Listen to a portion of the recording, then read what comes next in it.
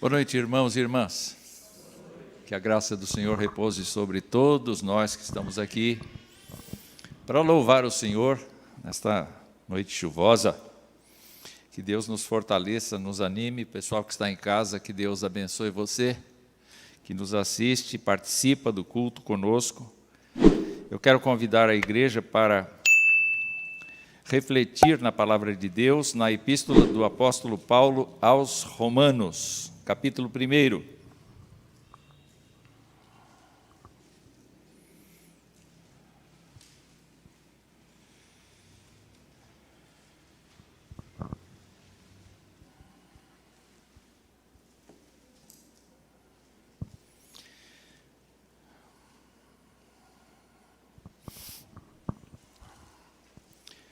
Versos 16 e 17 podem resumir a nossa leitura neste momento. Primeira carta de Paulo, ou carta de Paulo aos Romanos, o capítulo 1, versos 16 e 17. Quero convidar você para ler comigo este trecho da Escritura. Vamos começar. Pois não me envergonho do Evangelho, porque é o poder de Deus para a salvação de todo aquele que crê, primeiro do judeu e também do grego, visto que a justiça de Deus se revela no Evangelho, de fé em fé, como está escrito, o justo viverá por fé.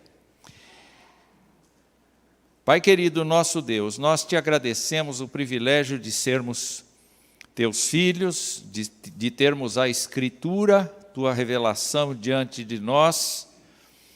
E nós pedimos que ela fale ao nosso coração, como já temos orado e cantado ao Senhor nesta noite. Nós pedimos, ó Deus, que o Senhor nos ajude a compreender um pouco mais, deixar a Escritura falar um pouco mais ao nosso coração, para que assim nós possamos a cada dia ter em nós o conhecimento da palavra e a vivência da palavra, para que o nosso cotidiano seja um cotidiano que te agrade. Abençoa quem está aqui, abençoa cada um com seus problemas, com as suas lutas pessoais, abençoa os de casa, concede nesse momento aqueles que nos assistem pelo canal, que sejam abençoados também, que tenham uma atitude de adoração dentro da sua casa. E nós suplicamos que, enfim, o teu nome seja glorificado, seja exaltado neste momento de culto. Nós oramos agradecidos em nome de Jesus. Amém. Faz 504 anos que a Reforma Protestante aconteceu. Foi um incidente na vida de um monge agostiniano alemão chamado Martinho Lutero. Nessa época, em 1517, por volta de setembro, outubro, Martinho Lutero era um professor universitário, um sacerdote que lecionava teologia na Universidade de Wittenberg, e ao mesmo tempo ministrava sermões numa das igrejas de Wittenberg. O principal assunto da sua fala nesse tempo era um pouco assustado com relação à sua própria condição espiritual. Porque desde 1513, mais ou menos, ele já era professor de Bíblia. E ele se dedicou ao estudo intenso dos Salmos, no período de 1513 a 1515. Depois disso, ele foi para o Novo Testamento e ali ele expôs para os seus alunos e para a igreja na qual ele pregava a epístola de Paulo aos Romanos. E nos anos 1516 e 1517, ele expôs a carta aos Gálatas, a qual se tornou a carta preferida dele. E ainda temos a notícia de que no ano em que ele colocou as suas 95 teses na porta da Catedral de Wittenberg, ele estava expondo Hebreus. E voltou aos Salmos em 1518 e 1519. Aquela doutrina que nós conhecemos que procede de Lutero, da justificação pela fé somente, a salvação só acontece pela justificação mediante a fé, é uma coisa que se cristalizou na vida dele, depois que a vida dele já estava no meio de uma tempestade de ideias, tempestade de pressões, tempestade de lutas. Desde muito cedo, quando começou a examinar as Escrituras, ele resolveu estudá-la e expô-la de uma maneira exegética. Ele era um teólogo bíblico. E ele então foi se distanciando completamente do ensino que a sua igreja desenvolvia, que era um ensino de uma formação escolástica, de uma formação de Tomás de Aquino, baseada no encontro da teologia e da filosofia com Aristóteles. E ele, que era um monge agostiniano, naturalmente foi pela linha de Agostinho, mas passados os anos ele também foi se desligando de Agostinho e foi se dedicando exclusivamente ao apóstolo Paulo. Essa frase que está aqui, o justo viverá por fé, foi a frase que o apavorava. E ele estava tão tomado de pavor por conta de não encontrar sossego na sua vida piedosa, cheia de indulgências, cheia de esforços pessoais no sentido de agradar a Deus. Ele queria agradar a Deus, porque ele entendia que uma pessoa cristã deveria viver pelos esforços da sua própria fé. É muito interessante a gente observar, então, que a transformação que foi acontecendo na vida dele foi, sem dúvida alguma, uma aproximação do texto bíblico. Foi a palavra de Deus. É claro que Staupitz, o orientador dele, foi um dos responsáveis por conduzi-lo para ser professor de teologia, porque ele não seria. Mas foi a Escritura que foi trabalhando na vida deste homem, que trouxe uma bomba relógio para o mundo, que foi uma releitura das Escrituras e uma volta ao Evangelho.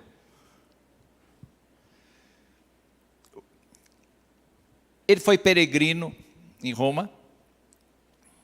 Ele passou por todas as igrejas possíveis de Roma para obter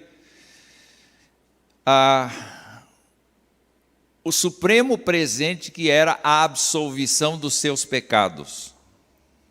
Ele fez missas nessas igrejas. Ele conviveu com os pobres. Ele viveu no meio das relíquias. Ele se entregou a estas coisas de uma maneira muito intensa para conseguir a própria salvação, mas ele não tinha paz. Ele não conhecia o Evangelho de Jesus Cristo e foi expor a palavra de Deus e a palavra de Deus o moldou. Quando eu pensava em o que falar com os irmãos, quando eu orava a respeito, me veio ao coração o fato de que o apóstolo Paulo, ao escrever para a igreja de Roma, que não a conhecia pessoalmente, ele se esforçou no sentido de mostrar uma teologia que se tornou, vamos dizer assim, o padrão de fé, o padrão teológico de Martinho Lutero, que foi justamente a justificação pela fé. E eu fiquei observando nesta leitura, que vai do versículo 1 até o versículo 17, como é que o apóstolo Paulo se aproximou da igreja e como é que ele compartilhou algumas afirmações acerca do evangelho.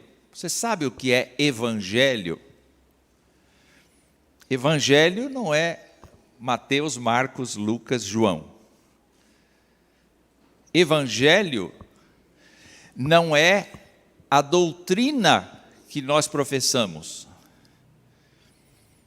É muito interessante como o apóstolo Paulo, ao olhar para o evangelho, a palavra evangelho, a palavra da boa nova, como é que ele se dirige, como é que ele identifica o evangelho para com os crentes romanos. E eu quero convidá-los para que nós vejamos algumas afirmações de Paulo a respeito do evangelho.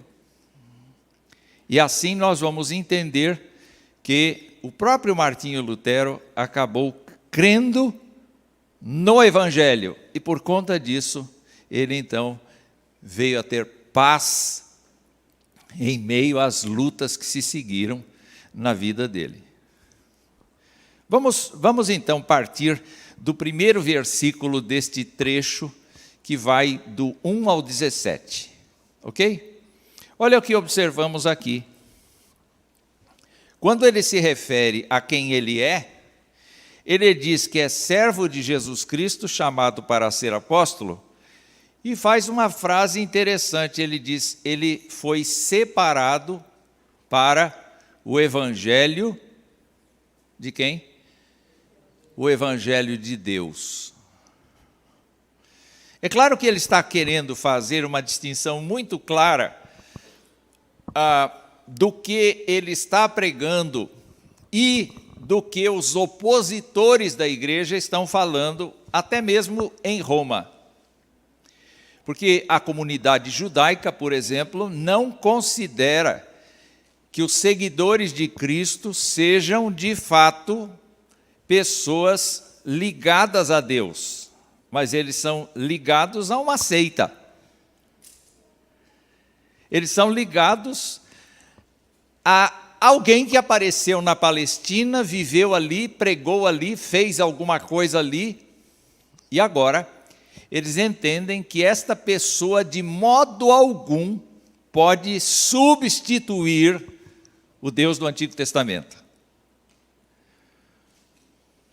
No decorrer da carta, você pode ler com calma e em casa, o fato de que os judeus se gloriavam da sua santidade. Gloriavam-se do fato de ter o culto, de ter a aliança, de ter a palavra, de ter os mandamentos, de ter todas as coisas. Só que o apóstolo Paulo, na sua argumentação, mostrou que os judeus são tão culpados e necessitados do evangelho quanto os gentios. Aqui ele está dizendo que o evangelho é de Deus, e com isso eu pensei algumas coisas. Primeira coisa que eu pensei, evangelho não é alguma coisa que os seres humanos criaram, como se cria as religiões. Não são superstições, não são mitos, não são lendas jogadas juntos numa caçarola e dali se tiram princípios, e dali se tiram doutrinas, e dali se tiram estilos de vida. O apóstolo Paulo fala que o Evangelho procede de Deus. O Evangelho é de Deus. E se nós desenvolvermos um pouco mais o nosso pensamento, nós vamos nos lembrar que o Evangelho foi elaborado, foi planejado, foi desenvolvido pela mente do próprio Deus. Quando? O próprio apóstolo Paulo vai dizer que isso aconteceu antes da fundação do mundo. O Evangelho é uma intervenção intencional de Deus na vida humana.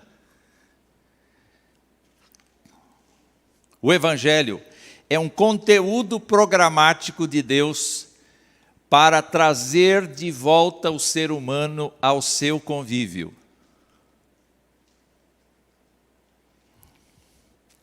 O Evangelho é estabelecido por Deus segundo os moldes do próprio Deus.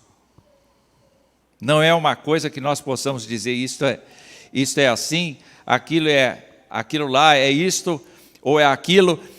Nós não podemos fechar questão com coisa alguma, porque nenhum de nós conhece a intimidade do Evangelho como Deus conhece, como Deus criou, como Deus planejou, como Deus desenvolveu. Pensando um pouco mais nessa questão, nós encontramos a figura do conselho da Trindade. E é dentro deste conselho da Trindade, a conjugação dos entendimentos, dos esforços entre Deus o Pai, Deus o Filho e Deus o Espírito Santo, que o Evangelho nasce, que o Evangelho se desenvolve, que o Evangelho passa a existir e entra na história humana.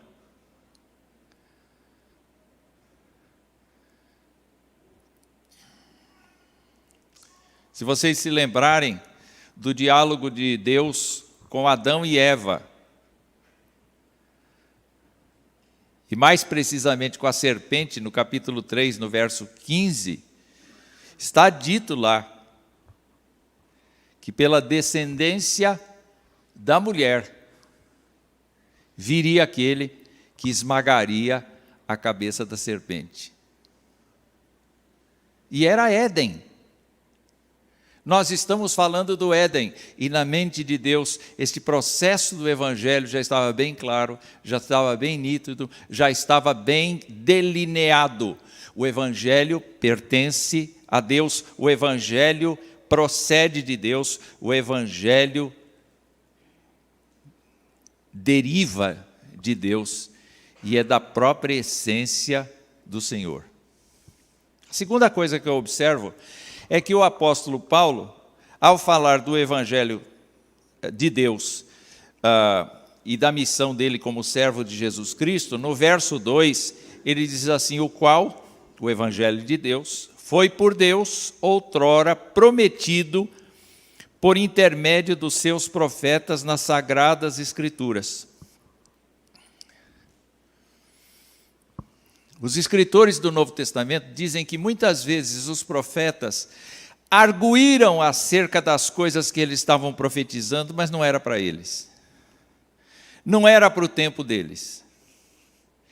Entretanto, eles falaram de onde Jesus Cristo viria, eles falaram como o Senhor libertaria, eles falaram de como o servo sofredor faria, eles disseram muitas coisas.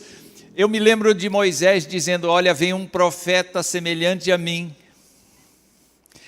E assim por diante, Deus ia tocando nos corações, ia expondo de maneira parcial, de maneira pedaço por pedaço, ele ia expondo o Evangelho resolvido, o Evangelho decidido. E o apóstolo Paulo, ao mencionar isto, ele certamente nos dá a entender o seguinte: Jesus Cristo veio, tudo aconteceu exatamente como os profetas disseram. Alguns deles falaram 1.200 anos antes, outros 1.000 anos antes, outros 700 anos antes, outros 500 anos antes. Nós estamos falando de meio milênio, 1 milênio de distância.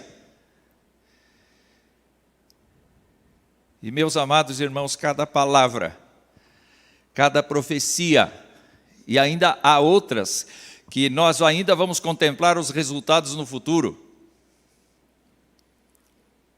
ainda não se cumpriram. Mas todas aquelas referentes a Jesus Cristo e ao modo pelo qual Deus promulgou, desenvolveu, articulou o seu amor pela humanidade, já são claros. E se tornaram eventos que são históricos. Nós estamos no ano 2021 do Senhor. É real a vinda dele. E, amados irmãos, eu fico pensando então que o Evangelho, além de ser algo que pertence ao Senhor, é algo que interfere na história por meio de profecias e por meio de profecias realizadas. Não é uma ideia humana possível de suportar tamanhos lapsos de tempo. É a confirmação histórica de tudo quanto foi anunciado. E aí, nós podemos confirmar com isso que Deus é verdadeiro e que suas intenções são verdadeiras. O Evangelho nunca foi plano B da parte de Deus. O Evangelho sempre foi intencional. E, meus amados irmãos, é claro que o Evangelho vai pouco a pouco sendo revelado. E hoje nós temos a Escritura para nos dar o conjunto das verdades que nós precisamos acerca do Evangelho. Ele está revelado. E aí, eu quero então ir para outra observação, outra afirmação acerca do Evangelho. Porque nos versos 2 e 3 e 4, Paulo escreve assim na sua saudação: o Evangelho de Deus, que foi por Deus outrora prometido por intermédio dos seus profetas nas Sagradas Escrituras, com respeito a seu Filho, o qual, segundo a carne, veio da descendência de Davi e foi designado Filho de Deus com poder, segundo o Espírito de santidade pela ressurreição dos mortos, a saber, Cristo, Jesus Cristo, nosso Senhor.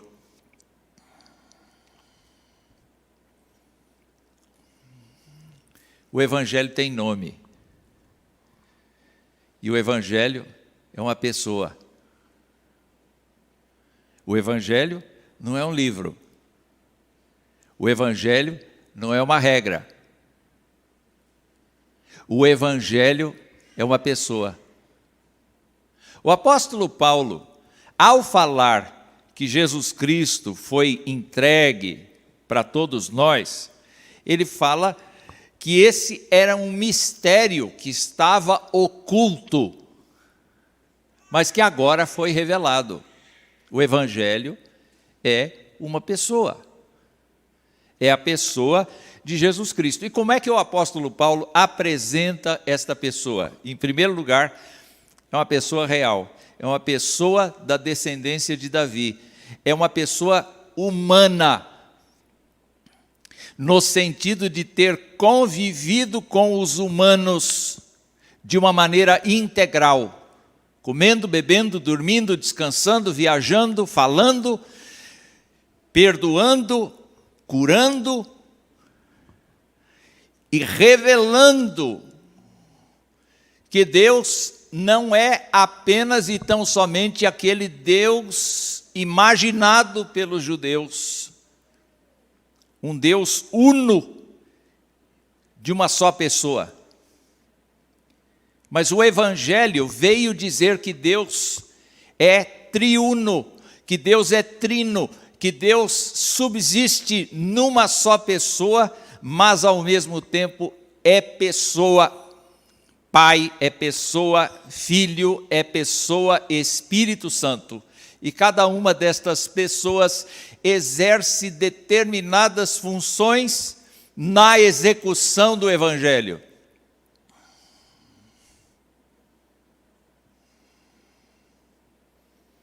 Está complicado? Eu espero que não. Se o Evangelho é uma pessoa, ela é uma pessoa que está plenamente identificada conosco. E eu diria que é muito interessante o apóstolo Paulo dizer assim, ele é descendente do maior rei de Israel. O que isso significa?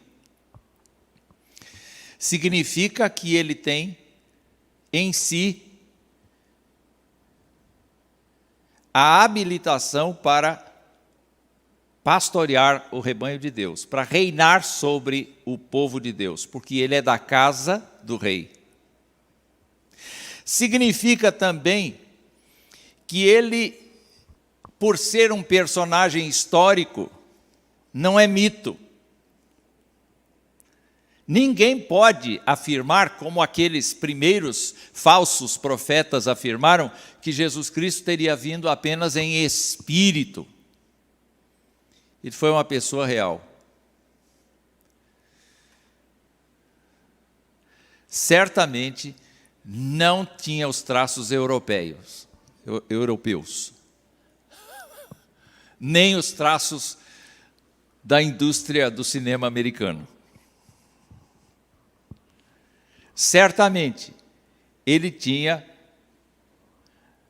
alguns traços genéticos de Maria.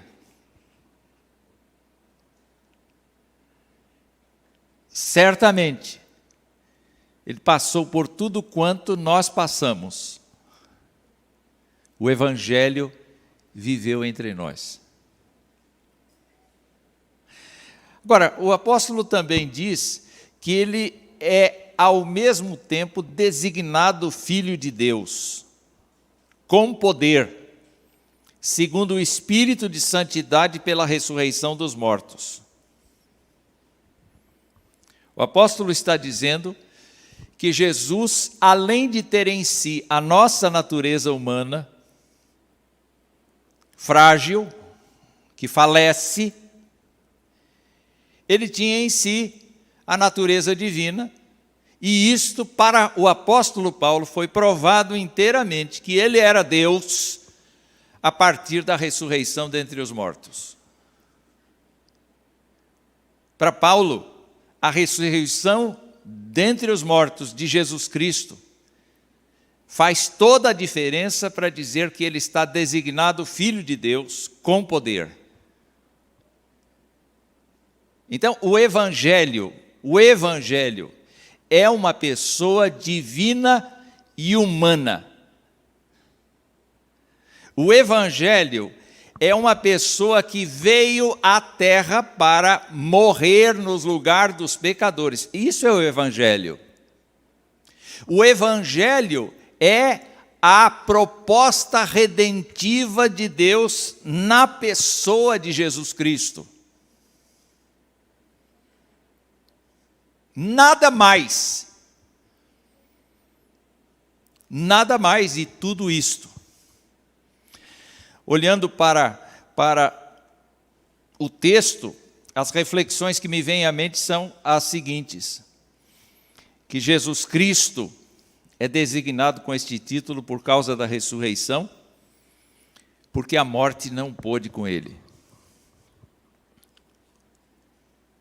O inferno não pôde com ele. Nenhuma coisa que nos tira a vida podia com ele. Por isso, o apóstolo Paulo diz, ele é Deus. Então, o Evangelho, recapitulando os pontos que já vimos, o Evangelho é de quem? O Evangelho é dele, é de Deus. A segunda coisa, Deus usou profetas para irem paulatinamente anunciando que o seu Evangelho viria. E agora o Evangelho veio na forma humana, mas tendo em si a natureza divina. Esse é o Evangelho. Esse é o Evangelho.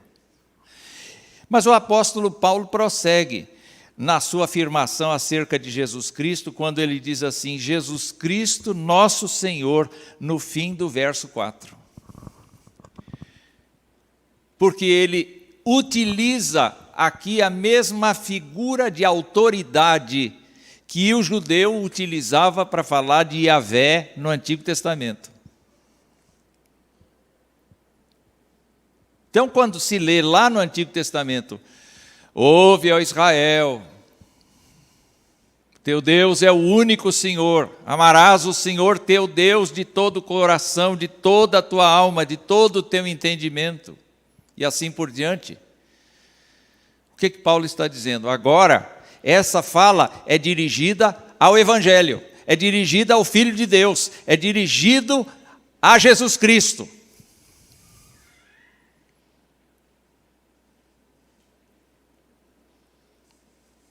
O que significa isso? Significa, queridos irmãos, que assim como Deus se revelou no Antigo Testamento como autoridade suprema, Cristo assume este papel agora. E Cristo é apresentado como autoridade suprema no Novo Testamento. E, na verdade, a autoridade está centrada em Jesus Cristo. É uma coisa interessante, o apóstolo João, quando escreveu o seu evangelho, ele diz que essa autoridade foi dada pelo Pai.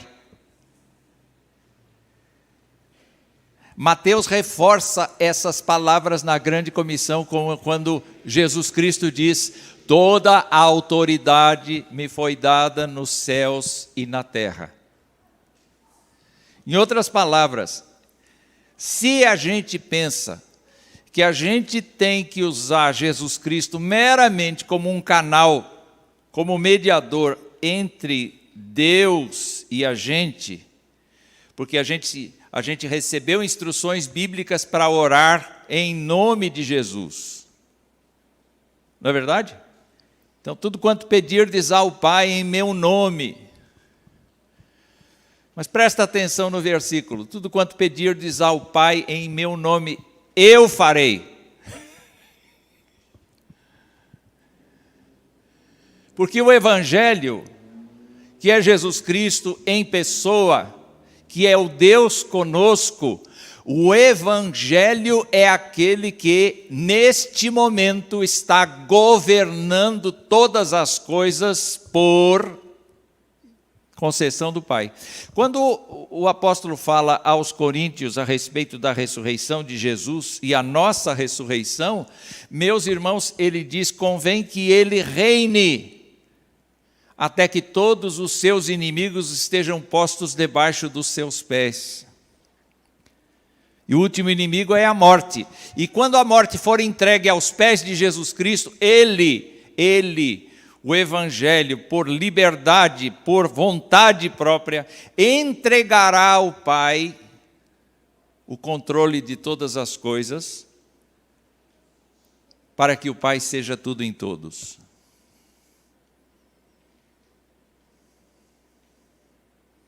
Portanto, o Evangelho, que é Jesus Cristo, está reinando.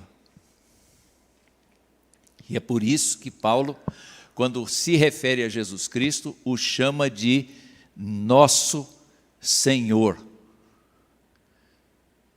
Porque no Evangelho nós temos um Redentor e nós temos um Senhor. O Evangelho é para nós uma vida de libertação espiritual, em que nós fomos alcançados pela graça de Deus e remidos pelo seu sangue, mas ao mesmo tempo nós somos fiéis devedores a Ele como nosso governante e como nosso Deus. Jesus Cristo é nosso Deus.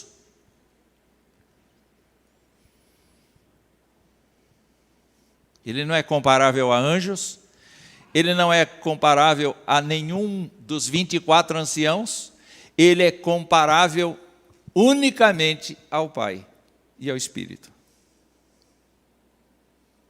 Mas na missão de evangelho, de encarnar o evangelho, Jesus Cristo tem a voz de comando hoje.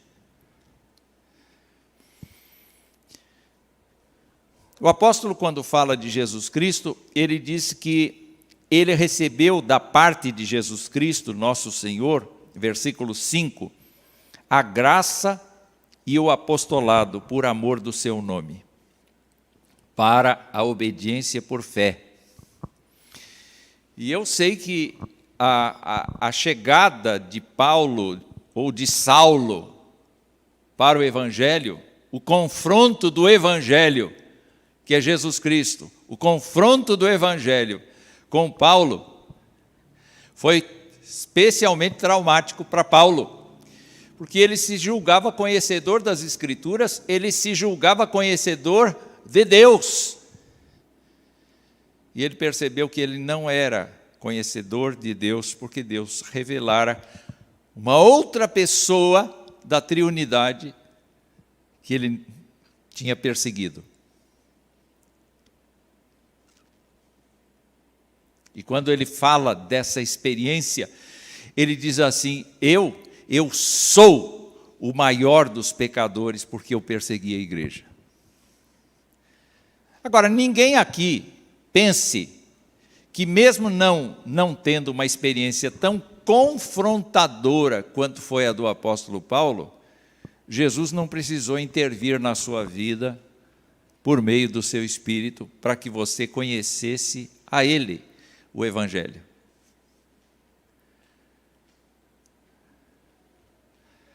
É possível que eu tenha aqui no auditório alguma pessoa que ainda não teve esse confronto, ainda não aceitou o Evangelho, não aceitou a Jesus Cristo como seu Senhor e Salvador, e não aceitou a Jesus Cristo como Senhor da sua vida totalmente.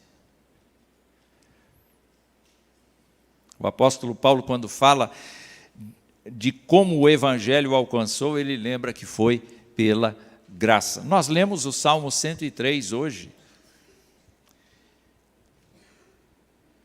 E o salmista lá atrás, muitos anos antes de Jesus Cristo, inspirado pelo Espírito Santo, nos mostra que Deus conhece a nossa estrutura, sabe que nós somos pó, sabe que nós não temos competência para ser salvos. O Evangelho precisa assumir o lugar central da nossa vida para que isto aconteça.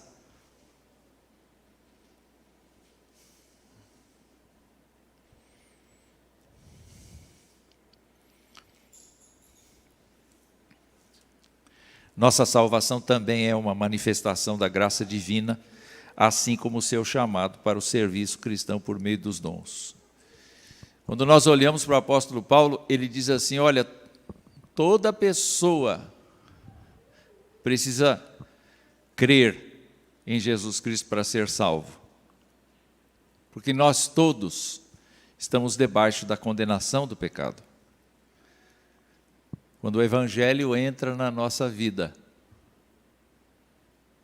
não há mais condenação.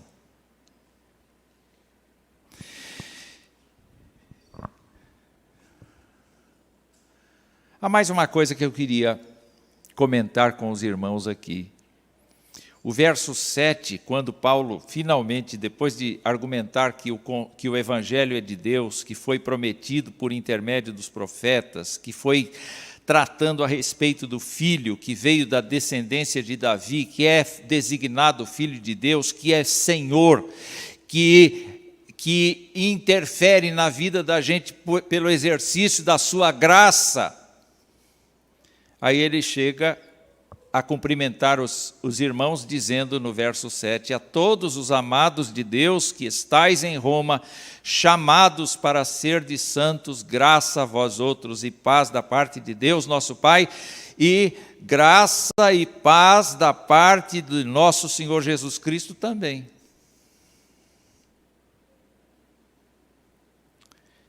E eu fico pensando aqui que o Evangelho também se configura como o chamado.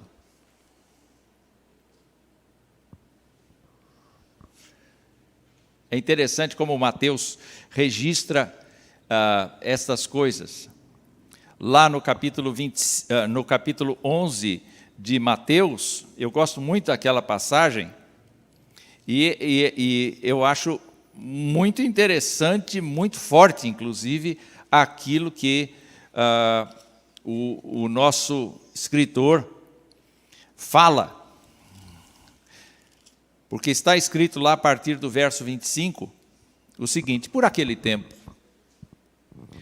exclamou Jesus, o nosso evangelho, né? O evangelho de Paulo, exclamou Jesus, graças te dou, ó Pai, Senhor do céu e da terra, porque ocultaste estas coisas aos sábios instruídos e as revelaste aos pequeninos. Sim, ó Pai, porque assim foi do teu agrado, tudo me foi entregue por meu Pai. Ninguém conhece o Filho senão o Pai, e ninguém conhece o Pai senão o Filho, e aquele a quem o Filho o quiser revelar. O Evangelho é o chamado para determinadas pessoas.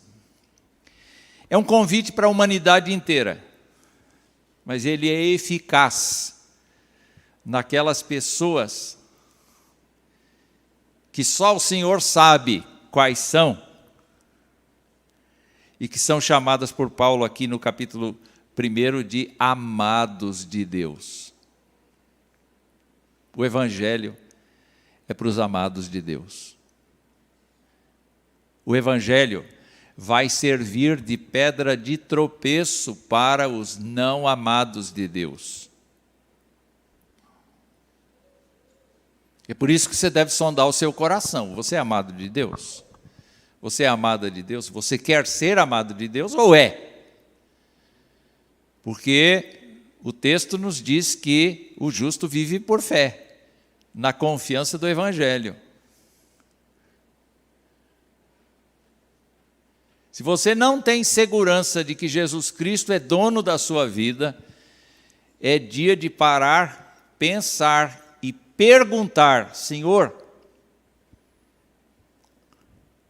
mostra para mim, é possível o Senhor mostrar para mim que eu sou teu amado?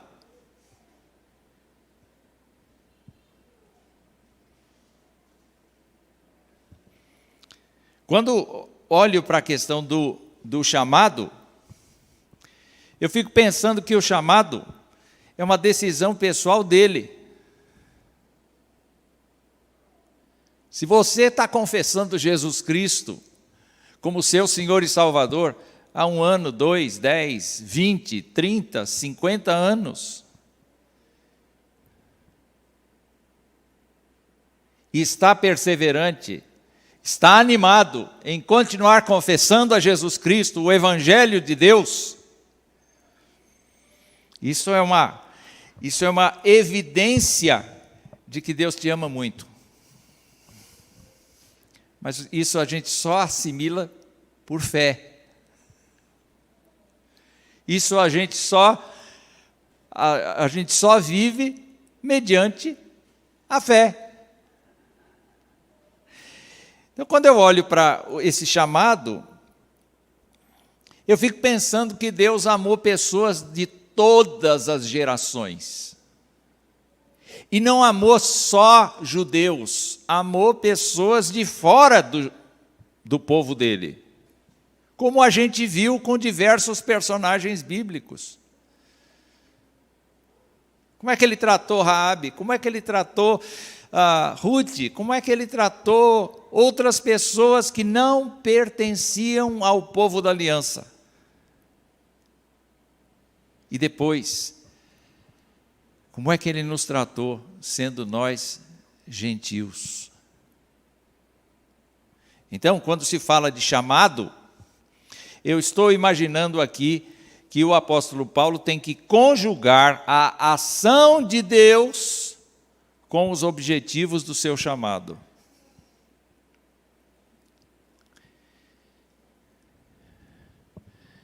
E ele coloca, o apóstolo, coloca o objetivo do chamado, não só nesta carta, mas em diversas outras cartas, dizendo que nós fomos chamados para ser santos. Santos por nós mesmos. Essa era a aflição de Martinho Lutero. Ele não entendia o fato de que, uma vez que Cristo entrasse na vida dele, ele estaria perdoado, ele não precisaria se penitenciar, ele não precisaria se matar, como ele costumava fazer, ele se afligia com chicotes, ele fazia jejuns, longos períodos de jejum, tudo no sentido de agradar a Deus. Quando ele percebeu que Jesus Cristo, o Evangelho, tinha agradado a Deus, e agora o que ele tinha que fazer era crer no Evangelho. Só crer no Evangelho. E quando o apóstolo Paulo fala dos sermos santos, nessa mesma carta de Romanos, ele disse que o objetivo de Deus é que a gente carregue em nós a imagem de Jesus Cristo, que é o Evangelho.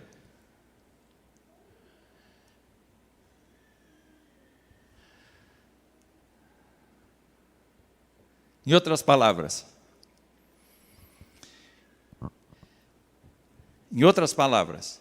o objetivo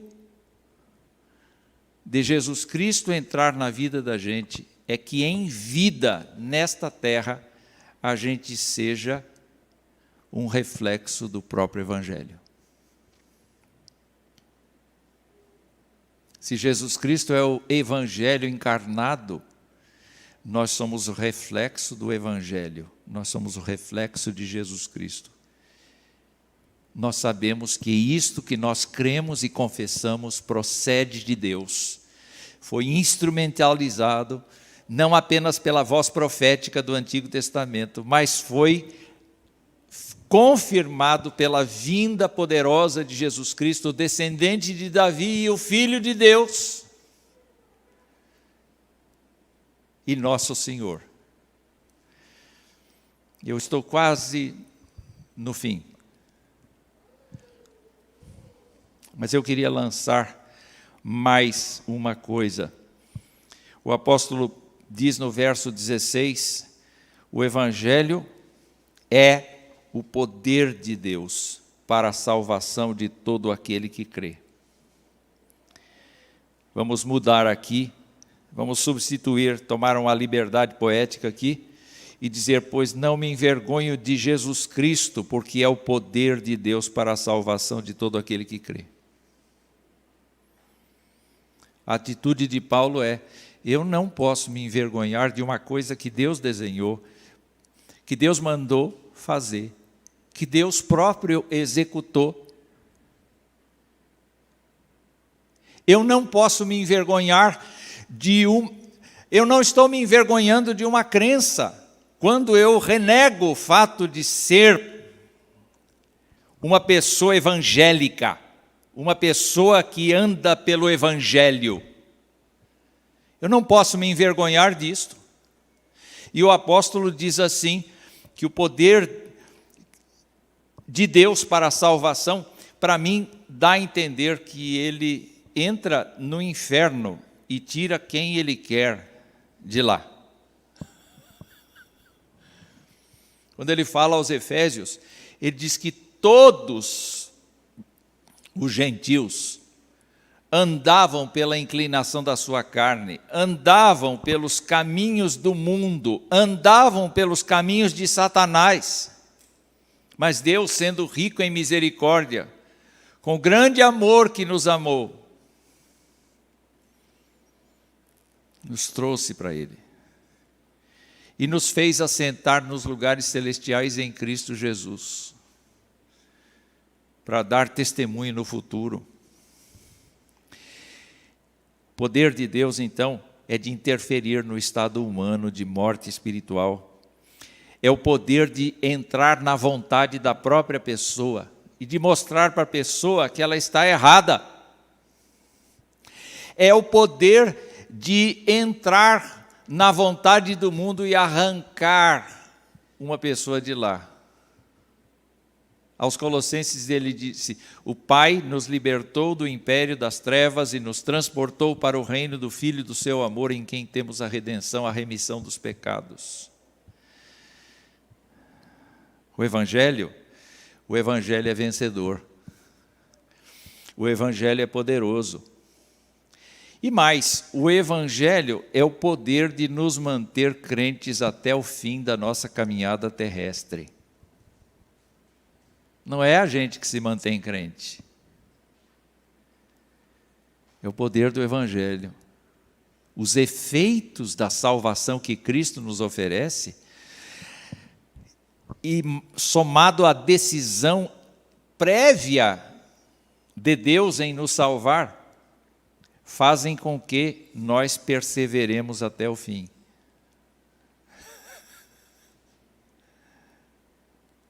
E é o poder, o Evangelho é o poder que nos diz assim: quem crê em mim, ainda que morra, terá vida eterna.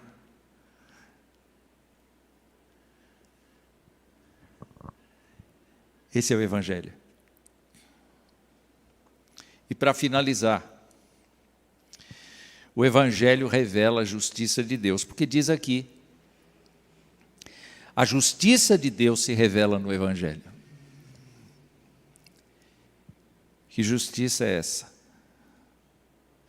A justiça de que Deus estava pondo o nosso fardo, a nossa imperfeição, o nosso pecado original, tudo quanto nós somos, nossa impotência para segui-lo, para entendê-lo, para aceitá-lo, e jogando tudo nas costas de Jesus.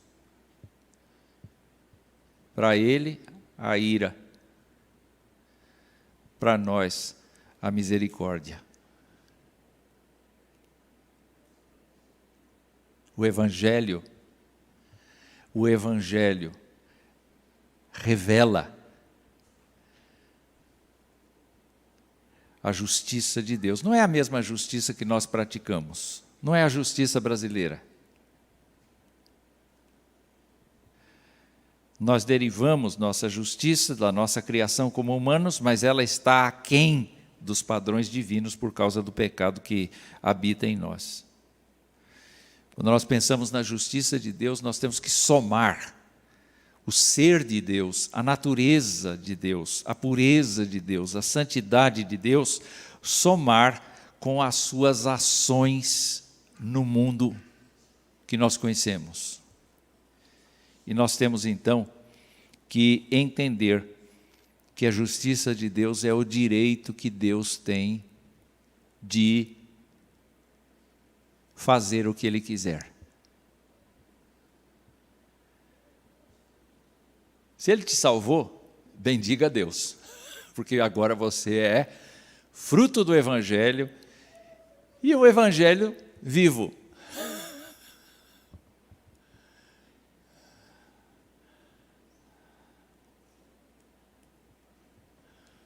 Vamos recapitular nossa lição de escola dominical aqui? O Evangelho de quem? O Evangelho é de Deus. O Evangelho foi comunicado como? Pelas profecias do Antigo Testamento e confirmadas na pessoa de Jesus Cristo, que de um lado é descendente de Davi e de outro lado é o Filho de Deus manifestado pela ressurreição dentre os mortos. Vamos nos lembrar que Jesus Cristo tem autoridade para ser adorado como Deus e se constitui no nosso Senhor, aquele que tem total liberdade para comandar a nossa existência. Ele é aquele que derramou sua graça e, ao mesmo tempo, Ele é a pessoa que nos mantém crendo. Ele é a pessoa que revelou a justiça que Deus está exercendo na terra. Este, se não estou errado, é o conceito que Paulo expressa aqui sobre Evangelho. Vocês podem ver que eu não falei de doutrina, eu não falei de outras coisas que as pessoas fazem. Evangelho é sobrenatural. E Evangelho é para ser vivido na força do próprio Deus, mediante a fé. A única coisa que nós temos, e que ainda assim nos foi cedida pelo próprio Deus, é a fé. Portanto, vivamos por fé no Evangelho de Jesus Cristo. Meus irmãos, que Deus nos abençoe.